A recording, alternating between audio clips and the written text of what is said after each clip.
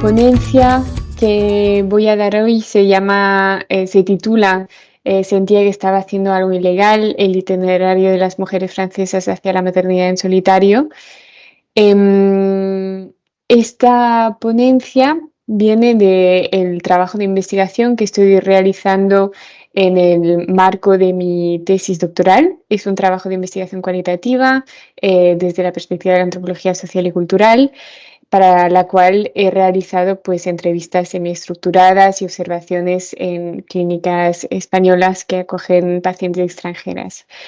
Es un trabajo en curso, más precisamente sobre la experiencia de las mujeres y parejas francesas que pasan la frontera española o sea, que cruzan la frontera para acceder a tratamientos de reproducción médicamente asistida. En este trabajo pues hay una parte que está dedicada a las mujeres que hacen este recorrido en solitario. Hoy presento resultados preliminares de esta parte, eh, porque también estoy en el proceso de escribir un artículo estas próximas semanas sobre este tema. Por lo tanto, pues eh, digamos que es con el objetivo de estructurar un poco este artículo.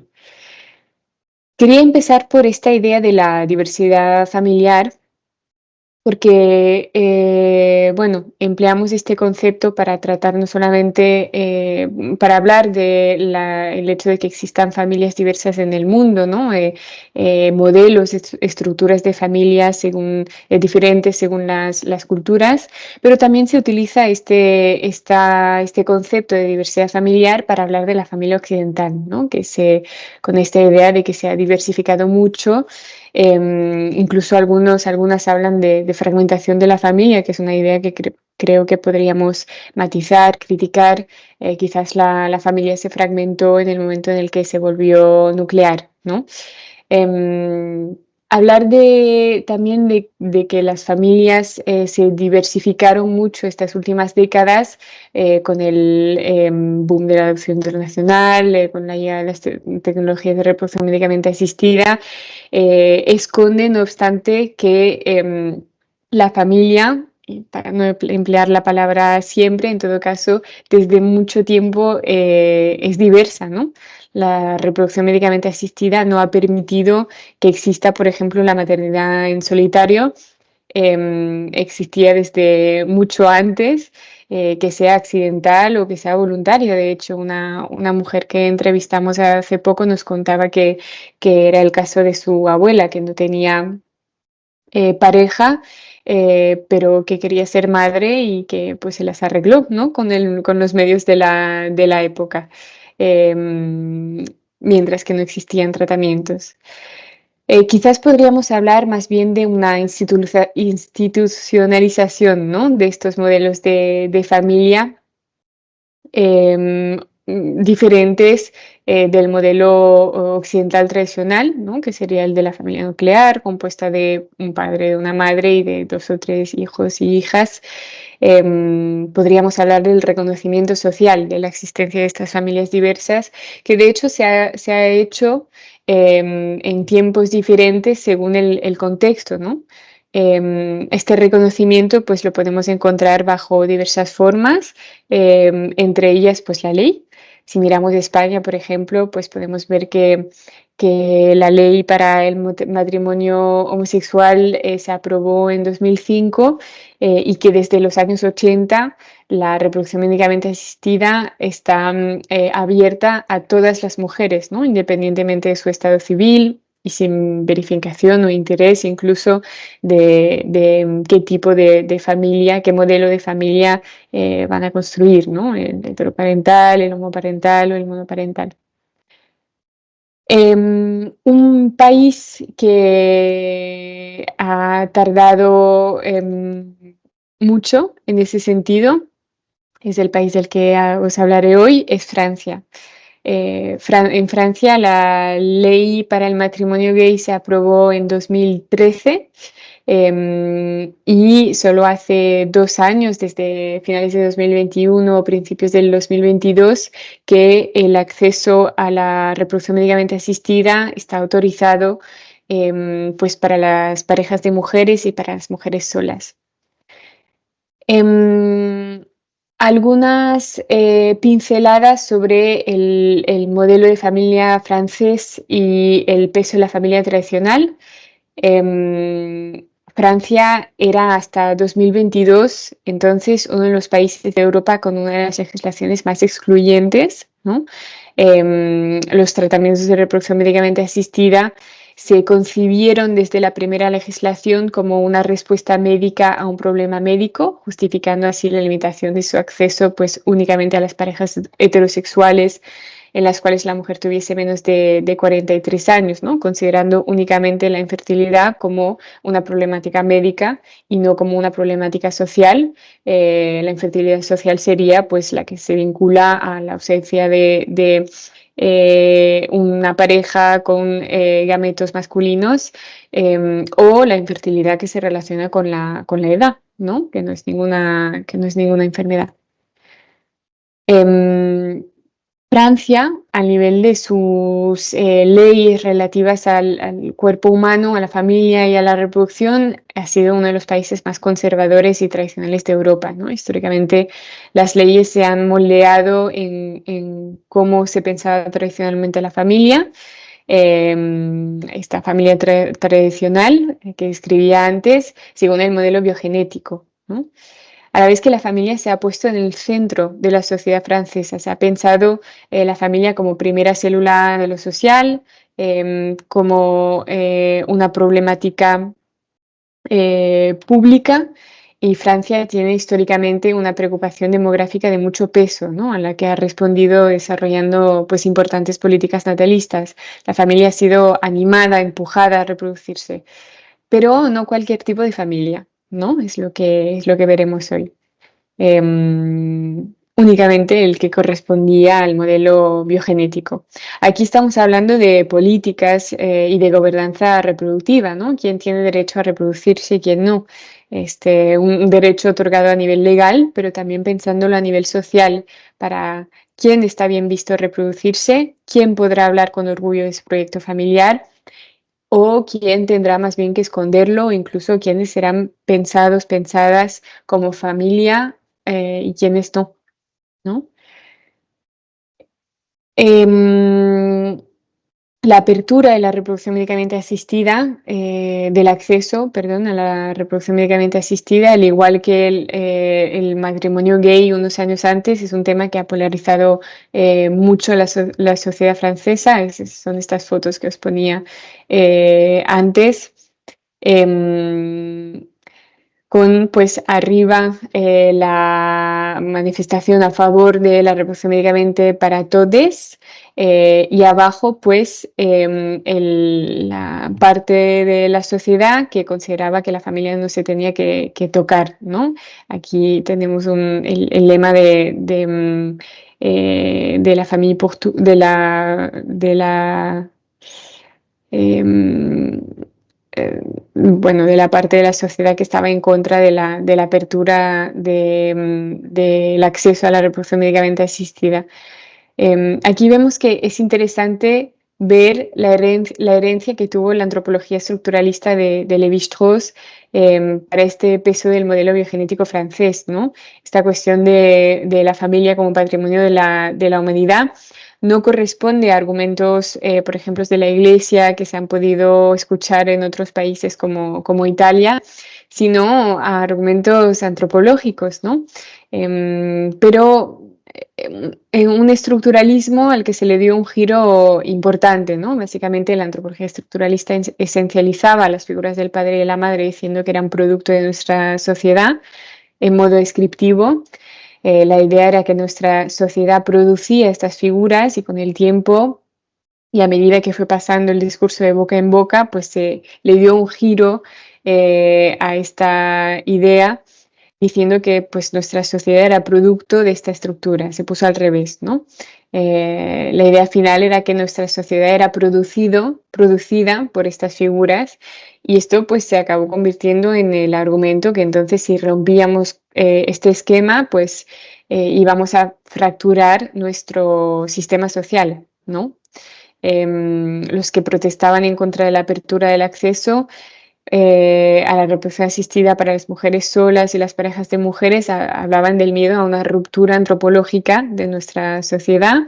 Incluso los portavoces de la Iglesia pusieron por delante argumentos antropológicos y no religiosos. Volviendo a esta diapositiva, es interesante también ver que estos anteojos, ¿no? Que ha tenido Francia, porque en los países alrededores em, en los países alrededores ya estaba autorizado el acceso y ninguna sociedad se derrumbó por esta razón.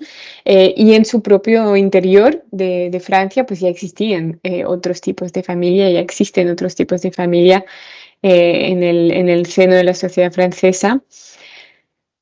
Y proponía pues ver un poco qué representan, ¿no? En términos de números las familias monoparentales en la sociedad francesa. La respuesta es muchas, son muchas. Jamás la monoparentalidad ha representado una gran parte como ahora de la familia francesa. Según un estudio que hizo el Instituto Nacional de Estadísticas y de Estudios Económicas, pues de 8 millones de familias que hay en Francia, el 25% de entre ellas son familias monoparentales. El 25%. Es decir, una de 4 es una familia monoparental. Es una estadística que se ha duplicado desde 1990, una fecha en la que pues, las familias monoparentales representaban un 12% de las familias. Y otro dato más es que en estos 25% de los 8 millones de familias que hay en Francia, pues en el 84% de los casos los hijos e hijas residen con sus madres. Por lo tanto, me parecía interesante retomar un texto que presentó una diputada del Partido Socialista que era destinado al Senado, en el que pedía un reconocimiento de la monoparentalidad, ¿no? Dice, así pues, la monoparentalidad ha dejado de ser un fenómeno marginal para convertirse en una profunda transformación demográfica que el Gobierno nacional tiene el deber de tener en cuenta para responder a las necesidades y expectativas de estas familias, demasiado a menudo olvidadas. En resumen, es hora de que la sociedad tenga en cuenta la monoparentalidad. Efectivamente, es hora, ¿no? Desafortunadamente no existen todavía estadísticas en Francia que nos permitan pues diferenciar, discriminar cuántas de estas familias monoparentales lo han sido por elección. Y es un matiz importante, ¿no? Para comprender quiénes son estas familias. Este trabajo que hago yo, obviamente, pues trata de las familias que lo han sido las madres en solitario que lo han sido por elección, ¿no? No existen estadísticas, no obstante, pues podemos ver estas cifras de la Agencia Francesa de la Biomedicina que ya nos da una idea, ¿no? De la cantidad de mujeres que acuden a los tratamientos o recurren a los tratamientos de reproducción médicamente asistida. Según la Agencia de la Biomedicina, las mujeres solas son más numerosas que las parejas de mujeres desde la apertura de la ley. se registraron 2.800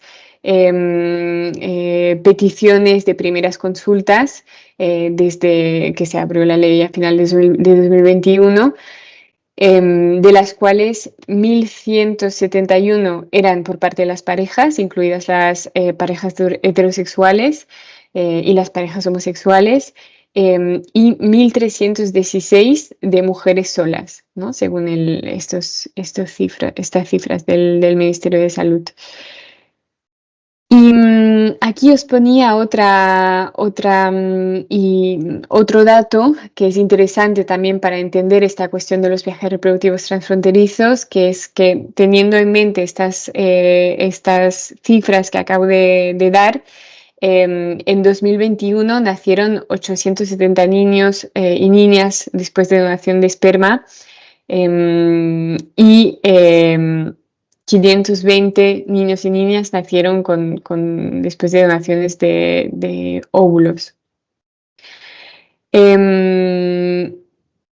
Además de estas personas que están en lista de espera, ¿no? De las cuales se registraron la petición de primera visita, tendríamos que añadir todas las personas que viajan al extranjero, ¿no? Por esta cuestión de la lista de espera y por también otra limitación de la que hablaré justo después. No obstante, es una estadística que también está ausente del contexto francés, no la recoge Francia, que de hecho es un dato importante este. Antes del cambio de la ley, las mujeres y parejas francesas eran el grupo que más viajaba en el contexto europeo para acceder a tratamientos. Y estamos viendo, aunque todavía no tenemos los datos desde el contexto español, por lo menos, que tampoco ha bajado tanto esta cifra. Siguen viajando mucho. De hecho, si miramos las estadísticas españolas, esto es de antes del cambio de la ley, todavía no hay el registro más actualizado de la Sociedad Española de la Fertilidad, pues vemos un poco, ¿no? Esto que acabo de decir. En la parte de países de origen de pacientes residentes de otro país, de otros países, pues Francia es el país del que provienen el más alto número de personas. Y vemos un poco los tratamientos que hacen. Desafortunadamente tampoco discriminan la cuestión de si era un proyecto de maternidad en solitario o no, pero quizás lo podemos intuir en estos datos de 3.458 donaciones de semen en fecundaciones in vitro, 2.476 en ciclos de inseminación, y las razones que tienen para acudir a centros españoles, ¿no? Pacientes que no cumplen con condiciones legales en su país, estos proyectos en solitario o técnicas ilegales en el país de origen. Os decía que a pesar de que no tengamos por ahora la actualización de estos datos para después del cambio de ley, desde el campo no observamos que vengan menos personas que antes. Y esto se explica pues, por lo que señalaba antes, ¿no? Estas listas de espera que son particularmente largas en Francia para recibir una donación. Actualmente estamos hablando de entre 14 y 18 meses para una donación de semen, y para una donación de óvulos están entre 2 y 4 años de espera. Y os decía, a eso se añade una limitación más, que es el del límite de edad. Se modificó la ley para abrir el acceso a las mujeres solas y las parejas de maternidad, a las parejas de mujeres, pero no se tocó la ley para la cuestión del límite de edad. El límite de edad está puesto a los 43 años en Francia y lo único que cambiaron es que en caso de que la persona ya tenga embriones generados conservados en un hospital, pues puede realizar un tratamiento después de los 43 años y hasta los 45 años, pero será sin ayuda económica, mientras que el resto de tratamientos son enteramente reembolsados por la Seguridad Social. Si lo quieren hacer después de los 43 años hasta los 45 años, pues será sin ayuda. Por lo tanto, aquí hay una cuestión también de pues incentivo o desincentivo económico, ¿no? Por parte de Francia. Y pues son muy numerosas las personas que están justo antes de este límite de edad y que se quedan fuera por el tiempo de espera o que tienen más de 43 años. Recordamos que la edad es la primera causa de la infertilidad actualmente en el mundo, de hecho. Y estas personas que se encuentran con estas barreras, pues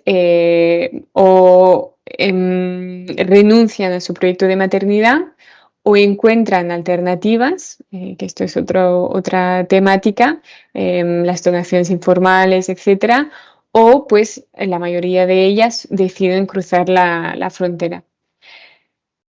Y a pesar de que ninguna ley impida realizar un viaje reproductivo transfronterizo para acceder a tratamientos prohibidos en el territorio nacional, pues las condiciones en las cuales estas personas realizarán su tratamiento son evidentemente muy diferentes, ¿no? Los recorridos de reproducción médicamente asistida, los recorridos de infertilidad ya son complejos de por sí, pero a esta complejidad se añade otra complejidad, que es la del tratamiento de distancia en una situación de exclusión social, ¿no? Que corresponde a esta realidad de no haber tenido derecho, de no tener derecho de reproducirse, pues como otras personas lo hacen en el territorio. De ahí el título de esta presentación, este sentimiento de estar haciendo algo ilegal que me compartía una de las mujeres que entrevisté, ¿no? Avanzando un poco más rápido, me pregunté quiénes son, ¿no? Estas mujeres, estas futuras madres en solitario que realizan estos proyectos en España. A cómo son sus trayectorias y cuáles son los obstáculos a los cuales pues, se enfrentan, ¿no? Durante este recorrido.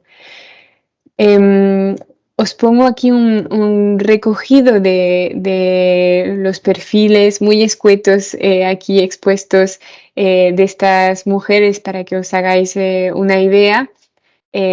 Pues la investigación muestra que son mujeres con una edad que gira en torno a los 42 años, ¿no? 42, 43 años.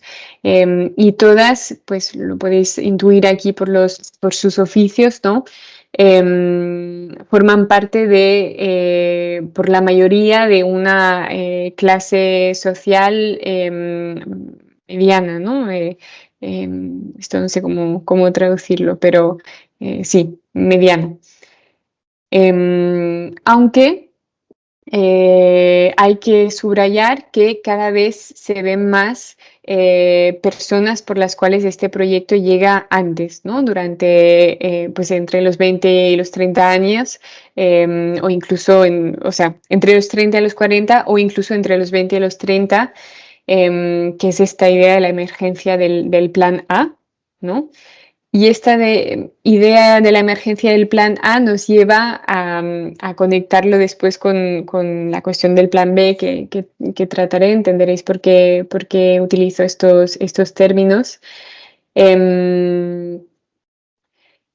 Y justo ahora, de hecho, Al contrario de lo que hemos podido escuchar en los debates en torno a la revisión de la ley de la bioética, ¿no? Que venía de los oponentes a la apertura, el deseo del hijo o de la hija no ha llegado de un día a la mañana, ¿no? No se han despertado una mañana queriendo ser madres, no es un capricho, reutilizando términos que se escucharon en estos debates, ¿no? Que es un término de hecho particularmente infantilizador, ¿no? Dominique Mel, que es una antropóloga socióloga francesa que trata el tema de la maternidad en solitario, lo explica con estos términos, ¿no? Suelen tener más de 35 años, sin haberlo sacrificado todo por su carrera profesional. Generalmente han pospuesto sus planes de maternidad en favor de los estudios. Además, no son feministas acérrimas que quieran llevar su vida sin hombres. A la mayoría de ellas les hubiese gustado conocer a alguien con quien tener un hijo y eso no ha ocurrido, ¿no? Esto es algo que también obviamente he encontrado en el trabajo de campo, esta idea de que la maternidad en solitario llega después de un largo recorrido de reflexión, de preparación, pero también de negociación ¿no? Con la idea con la idea pensada bueno, con la idea de la familia imaginada, ¿no? Em, en efecto, pues para la mayoría la maternidad en solitario no era la opción A, ¿no? Esta opción llega después de haber considerado, buscado, probado otras alternativas, otras posibilidades que corresponderían más a la familia tradicional, ¿no? Por ejemplo, pues varios encuentros, varias parejas durante el recorrido de vida, pero ninguna que acaba en un proyecto de maternidad. O pocos encuentros explicados, pues una vida en la que la carga profesional ha sido particularmente pesada, con muchos desplazamientos, o una pareja con un proyecto de hijos o hijas, pero que se separa justo antes de haber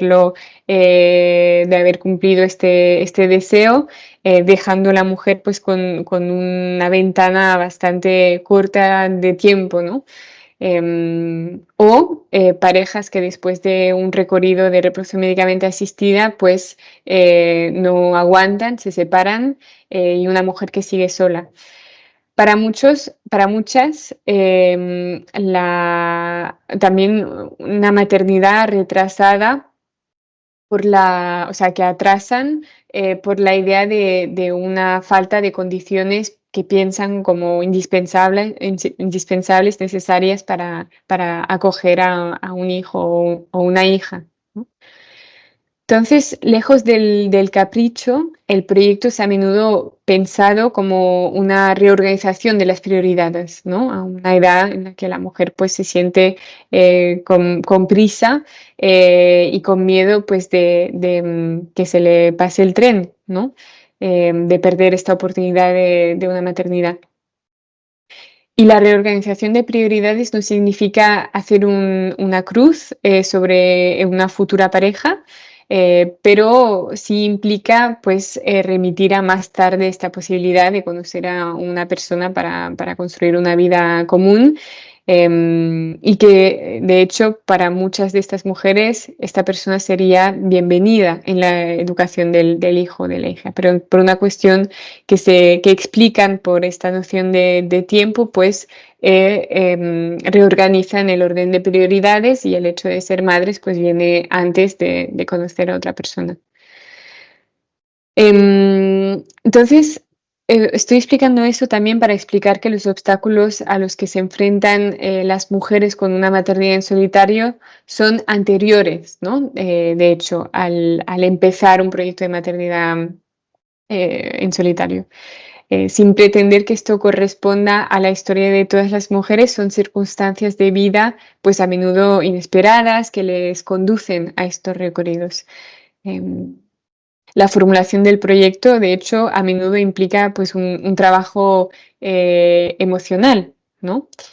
Significa pues uy, me he avanzado. Significa un duelo de la familia imaginada, pues que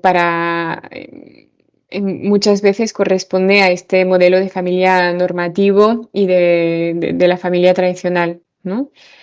Negociar, romper con el modelo de familia normativa en la sociedad francesa, pues implica no solamente el hecho de tener que evitar, contornar a la ley, hacer un trabajo de construcción de la familia imaginada, reconstruir un nuevo modelo de familia, pero también implica una exposición a la crítica social, ¿no? Al estigma que rodea a las madres en solitario, y más particularmente cuando son por elección. Acabamos de nombrar esta idea de la imagen de la mujer caprichosa y enfocada en su carrera, que arrastra de hecho también con ella esta imagen de la mala madre, ¿no? Esta mala madre que impone malas condiciones de vida para su hijo o su hija, a la que se reprocha de ser egoísta. Y egoísta es una palabra que escucho muy a menudo en realidad en las entrevistas que hemos realizado. De hecho, cuando estaba preparando esta presentación, puse maternidad en solitario en francés en Google y las preguntas que me salieron en la segunda, es decir, de las más preguntadas, es esta idea de ser egoísta si quiero hacer un hijo, tener un hijo o una hija sola. Em,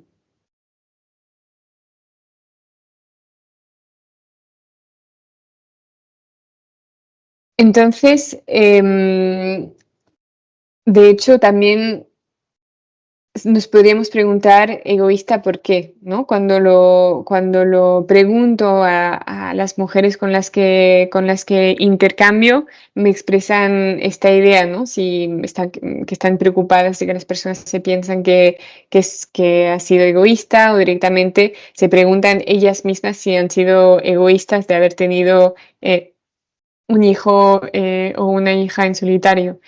Y cuando les pregunto por qué piensan en esta cuestión del egoísmo, ellas me dan respuestas que se relacionan más a las condiciones en las cuales crecerá el niño o la niña, ¿no? Condiciones que según ellas pues podrían afectar, perturbar o incluso traumatizar al niño o la niña.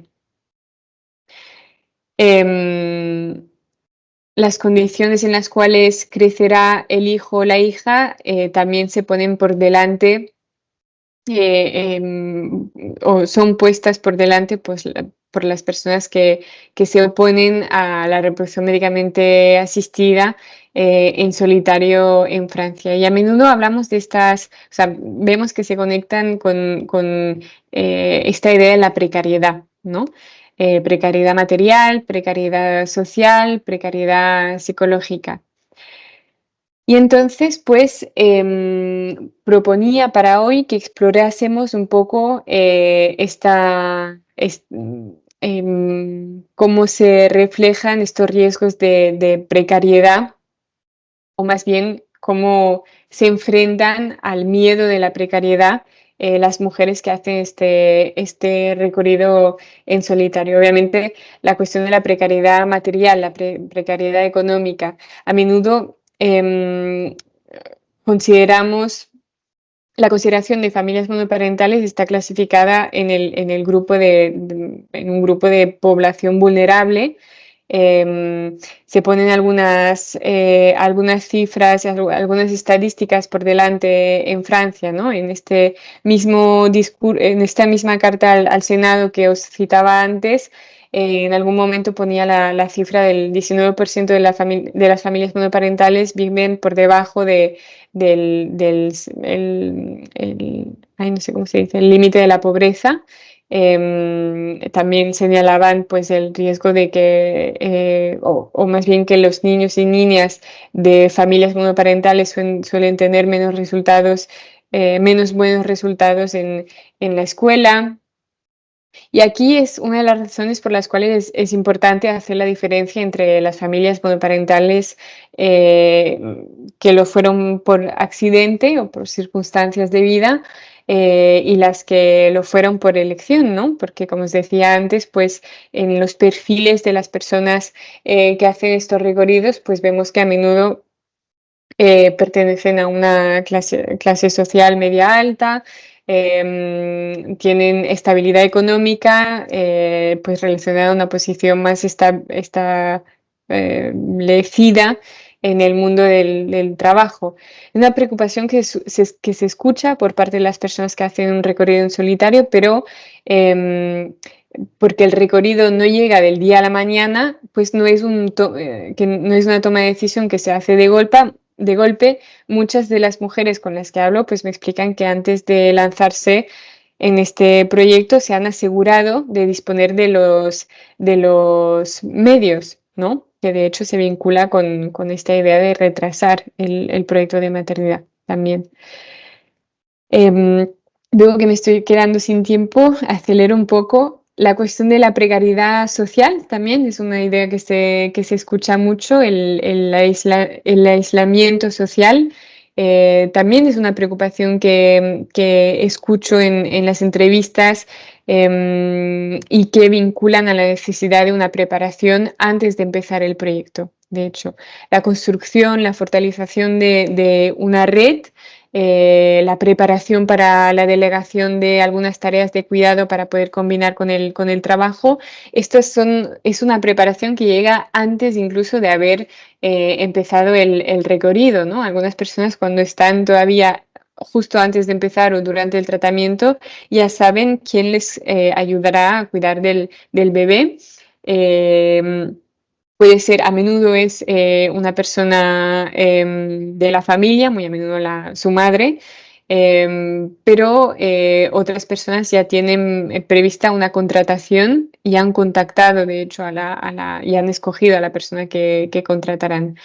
Aquí os ponía también que un estudio del 2023 cuantitativo,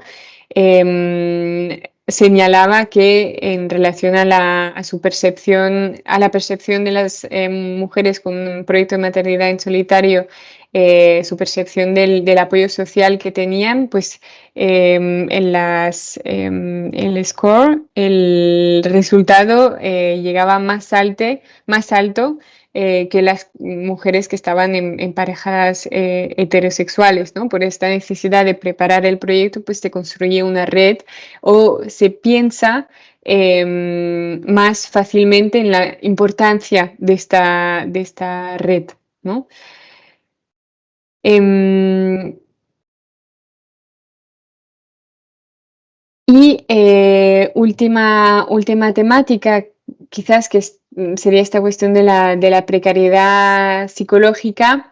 em, la precariedad psicológica, pues que se conecta con esta cuestión de la desproblematización de la ausencia del padre, ¿no? Aquí en Francia, además de la herencia el estructuralismo de Lévi-Strauss, también observamos mucha herencia, el peso de la herencia, más bien dicho, psicoanalista, pensando en Lacan, ¿no? Para la cual pues, es altamente problemática la ausencia de la figura del padre para el desarrollo del niño o de la niña. Pues las personas con un proyecto de maternidad en solitario a menudo pasan por un proceso de desproblematización social de esta ausencia, ¿no? Vemos que las mujeres se dotan de diferentes recursos, disociando los roles implicados en la figura del padre, pasan por un proceso de normalización de sus modelos familiares y de otros modelos familiares, perdón, y también pues a menudo, y esto lo subrayan Jusiles y Rivas en el 2009, se apropian parte de estas teorías psicológicas, ¿no? Como por ejemplo la que sostiene pues la idea de que es necesario tener un doble referente, ¿no? Un referente masculino y un referente femenino. Se preparan para ello, pues buscando alternativas a lo que sería un padre biológico y o social, buscando otros referentes masculinos, como por ejemplo, pues el tío, un amigo o el abuelo. Por lo tanto, hay frente a esta estigmatización que se vincula a la presuposición de que se enfrentarán a estas diferentes precariedades, pues podemos ver que hay una particular preparación para prevenir, ¿no?, que ocurran estos tipos de situaciones. Em, quizás para concluir, quería vincularlo a la idea de que aquí estamos hablando del estigma en la sociedad en general, pero también estas mujeres pues señalan el hecho de que se enfrentan a una estigmatización, particularmente también en el mundo médico, ¿no? A pesar de que la ley lo haya cambiado hace poco y que ahora se autorice en Francia estos tratamientos para las mujeres en solitario, pues señalan que se están enfrentando a obstáculos más numerosos que personas que tengan otro proyecto familiar, ¿no? Por ejemplo, pues preguntas, ya que el médico o la médica tiene que dar la autorización para realizar el tratamiento, pues a menudo se encuentran en consultas en las que les hacen preguntas que no tienen nada que ver con lo médico, les cuestionan un poco su proyecto, y esto sobre todo si son como más jóvenes sean, más se les cuestiona. Es decir, hay una mujer que reportaba el hecho de que el médico le había insistido en que, bueno, que era demasiado pronto y que igualmente intentase, o sea, que no perdiese esperanza, que seguramente encontraría a una pareja, ¿no?